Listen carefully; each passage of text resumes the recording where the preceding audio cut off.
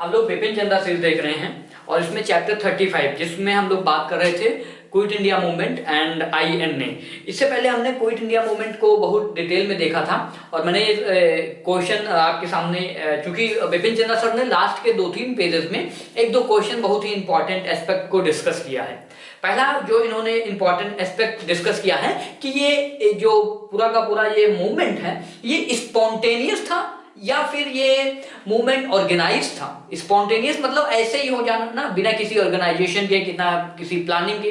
तो इसका जवाब इस किताब में बहुत ही अच्छी तरीके से दिया गया है और इसको कंपेयर भी किया गया है कि कैसे ये मूवमेंट 19 जो खिलाफत का और नॉन कॉपरेशन का था, सिविल डिसोबीडियंस मूवमेंट से कैसे अलग था। ठीक है, तो ये सारी चीजें भी इसमें दी गई हैं, तो यू कैन रेफर। तो उस पर तो हम आते ही हैं, लेकिन जो इससे पहले हम लोगों ने बात किया था कि थोड़ा एनालिसिस कर लेते हैं उस मूवमेंट की। जैसे जो क्विट इंडिया मूवमेंट था इसमें बहुत सारा हमने डिटेल में पहले देख लिया है, बट 2-3 पॉइंट आपको याद रखने हैं कि जैसे इसमें वुमेन का जो पार्टिसिपेशन था, हमने इसको बस मैं आपको रिकॉल करा दे रहा हूं, चाहे वो अरुणा आशफ अली हो, उषा मेहता हो जो कांग्रेस का रेडियो चलाती हैं, और ना तो ये सुचेता कृपलानी का नाम आता है। तो ये लेडीज का नाम, ये फ्रीडम फाइटर्स का नाम आपको याद रखना है।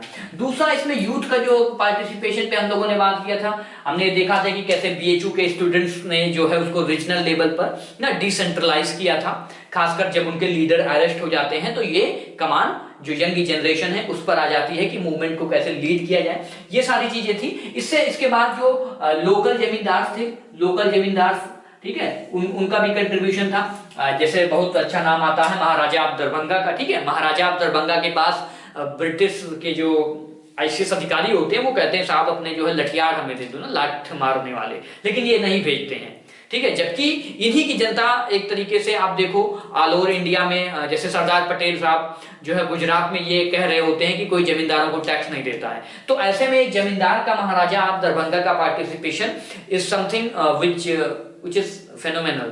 ठीक है, तो ये आप लिख सकते हैं, ये आप कोट कर सकते हैं, ये चीजें हैं। और इसके साथ ऐसा नहीं है, कई सारे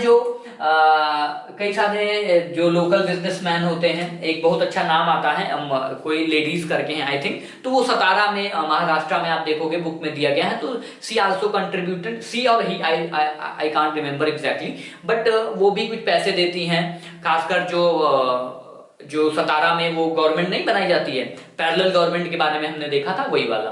तो ये सारी चीजें हैं। ठीक है, अभी 2 चीज और याद रखना कि इसमें 2 चीजों का पार्टिसिपेशन, मास पार्टिसिपेशन नहीं देखने को मिलता।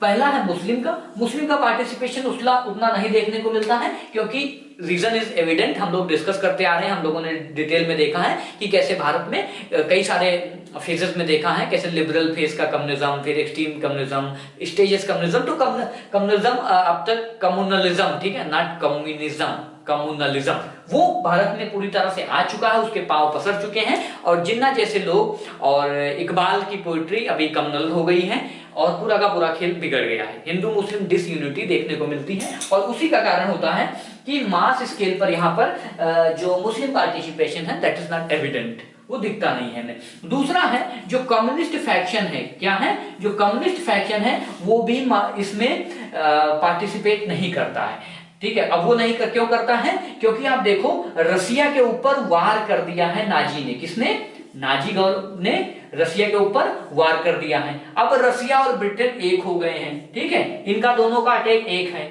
अब चूंकि रसिया से क्या है, कम्युनिस्ट प्रभावित है, तो अगर रसिया का मदद करेंगे कम्युनिस्ट, इसका मतलब क्या है कि ब्रिटेन की हेल्प कर रहे हैं, यही ना होगा। I am repeating, Nazi government ने रसिया के ऊपर अटैक किया, अब क्या हो गया, इसका मतलब क्या हुआ कि जो रसिया है वो किससे जुड़ जाएगी, ब्रिटेन से, यानी एलाइड पावर से। ठीक है, एलाइड के साइड आ गई। अब एलाइड क्या है, एलाइड ही तो भारत में रूल कर रहे हैं, तो कम्युनिज्म भी एलाइड के साथ आ जाते हैं। मतलब सभी लोग नहीं आते हैं मोर और लेस, बट उनका पार्टिसिपेशन नहीं देखने को मिलता उतना। ठीक है, तो ये है। बाकी जो सोशलिस्ट होते हैं, कांग्रेस के सोशलिस्ट, ठीक है, उनका भी थोड़ा झुकाव होता है कम्युनिज्म की ओर, बट कांग्रेस के सोशलिस्ट जैसे जयप्रकाश नारायण लोहिया, ये लोग पार्टिसिपेशन करते हैं, बट ऑन द एवरेज इसको जो हार्डकोर कम्युनिस्ट होते हैं वो थोड़ा रिफ्रेन करते हैं। तो ये थी बात। अब हम बात करते हैं कि ये मूवमेंट जो है स्पॉन्टेनियस था या ऑर्गेनाइज था। ये सबसे इंपॉर्टेंट क्वेश्चन हमारे सामने आता है। स्पॉन्टेनियस था, दिस मूवमेंट वाज स्पॉन्टेनियस और ऑर्गेनाइज।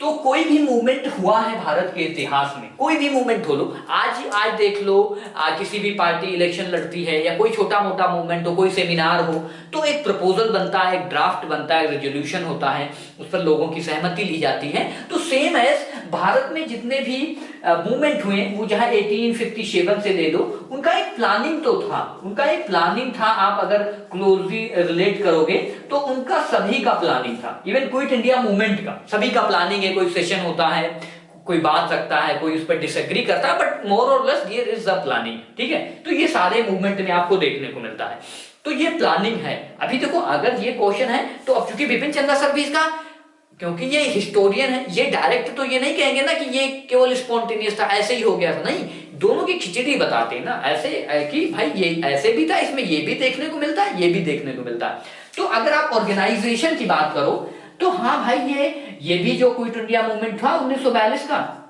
इसकी भी बाकायदा एक सेशन होता है, ठीक है। एक वर्धा रेजोल्यूशन हमने बात किया था, ठीक है, वहां पर गांधी जी आते हैं, बोलते हैं। एक बॉम्बे की एक जगह तैयार की गई, ठीक है। कुछ लोग लीडरशिप में भी अच्छे अच्छे नाम आते हैं, आप उनके नाम भी ले सकते हो, जैसे नेहरू साहब का नाम है, ठीक है, जैसे गोविंद बल्लभ पंत का नाम है, जैसे अरुणा आशफ अली मैम का नाम है, ठीक है, इन लोगों का नाम है। तो और भी कई सारे हैं, उषा मेहता का नाम है, ये सारी लोगों का नाम है। और बुक में तो एक्सटेंसिव मैंने डिटेल में देख लिया, बट इसीलिए मैं बता रहा हूं कि आप यहां से देखो, ऑर्गेनाइजेशन देखने को मिल रहा है।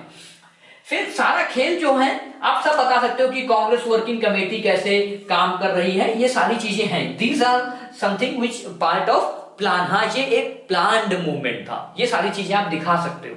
अब तो आप ऐसे इसको प्रोटेक्ट करोगे। अभी इसमें क्या है, स्पॉन्टेनिटी का भी बहुत सारा चीजें देखने को मिलता है कि ये मूवमेंट कैसे स्पॉन्टेनियस था। स्पॉन्टेनियस का मतलब ऐसे ही हो जाना, हो जाने का मतलब देखो, पूरी पिक्चर जो है क्विट इंडिया मूवमेंट में वो 9 तारीख से बिगड़ने लगती है, 9 अगस्त से, मतलब 8 को लगभग ये शुरू होता है और 9 से ही पूरी पिक्चर ब्लर होने लगती है।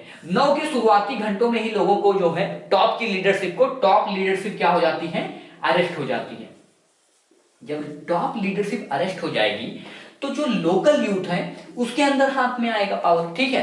लोकल यूथ के अंदर जब तक पावर आ रही है, ठीक है, अगर वो इसे टैप कर लेगा तब तो ये ऑर्गेनाइजेशन में है।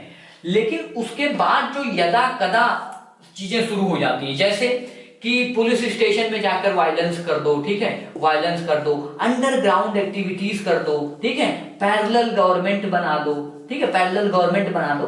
तो ये तो कोई प्लानिंग में नहीं था ना।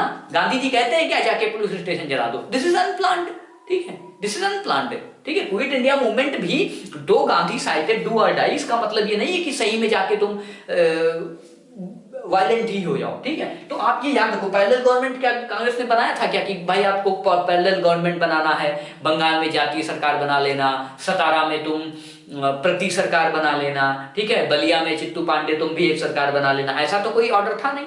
तो दैट इज वाई ये सारे पॉइंट्स जो हैं, अब बीएचयू के स्टूडेंट्स को कोई ऐसा तो था नहीं कि उनका बहुत बड़ा मास पार्टिसिपेशन करना, बट दे पार्टिसिपेटेड, ठीक है। तो ये सारी चीजें हैं। किसी महाराजा को तो नहीं कहा गया भाई आप आ जाना, ठीक है, बट महाराजा आप दरभंगा पार्टिसिपेटेड। तो ये सब कुछ ऐसे इवेंट हैं हिस्ट्री में जो इस मूवमेंट को स्पॉन्टेनियस बनाते हैं। इसके अलावा भी कोई सारी चीजें हैं जो स्पॉन्टेनियस बनाते हैं, जैसे मैंने आपको बोला नहीं, जैसे इसमें मुस्लिम का पार्टिसिपेशन, ठीक है, उस पर आप लिख सकते हो कि 1920 में मुस्लिम का अच्छा पार्टिसिपेशन था, इवन 30-32 में भी था, लेकिन कम्युनिज्म के सीड ऐसे थे जो है वो इसमें बहुत ज्यादा हो गए थे। दूसरा, कम्युनिस्ट भी पार्टिसिपेट नहीं करता है।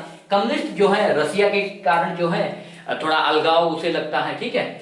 और जो है अंबेडकर साहब, हाँ मेन इंपॉर्टेंट पॉइंट, अंबेडकर साहब भी इसमें इसको पार्टिसिपेट नहीं करते हैं क्विट इंडिया मूवमेंट, क्योंकि वो वायसराय की एग्जीक्यूटिव काउंसिल होती है, उसमें लॉ मेंबर बन जाते हैं, ठीक है। तो ये सारी, क्योंकि वो आपको पता ना मिस्टर चर्चिल आने के बाद वो एक्सपेंशन की बात होती है ना, हमने देखा था, तो इसलिए जो है ये सारे एंगल इसमें देखने को मिलते हैं। अब इन लोगों में कोई देखो ऑर्गेनाइजेशन स्किल देखने को मिलती है क्या, इन दोनों में कोई ऑर्गेनाइजेशन देखने को, लिंकेजेस देखने को नहीं मिलते हैं, तो इसलिए ये मोर और लेस स्पॉन्टेनियस था। इसमें कई सारे ऐसे स्केल देखने को मिलते हैं, जैसे जो कम्युनिकेशन है उसको कितना डिस्टॉर्ट किया जाता है ना, कम्युनिकेशन पे जितनी पुल हैं, जितने रेलवे हैं, पुलिस स्टेशन है, सबको इतना ब्रॉड लेवल पर unprecedented violence and unprecedented government repression. तो इसलिए आप ये दो टर्म भी लिख सकते हो ना कि गवर्नमेंट का रिप्रेशन भी अनप्रेसिडेंटेड है और अनप्रेसिडेंटेड वायलेंस भी है इसमें, ठीक है। तो इसलिए ये पूरा मूवमेंट स्पॉन्टेनियस बन जाता है, इसकी पूरी टॉप लीडरशिप क्या हो जाती है, अरेस्ट हो जाती है। ये चीज हमने डिस्कस करना था। अभी हम डिस्कस करने वाले हैं इसके बाद INA, ठीक है। इसी चैप्टर में INA हम अलग से देखेंगे, उसमें कुछ इंपॉर्टेंट बातें हैं, मोर और लेस फैक्चुअल है, बट एक जापान के साथ इंटरनेशनल रिलेशन है, मतलब इंटरनेशनल स्केल पर वो एक इवेंट है, तो उसको हम देखेंगे।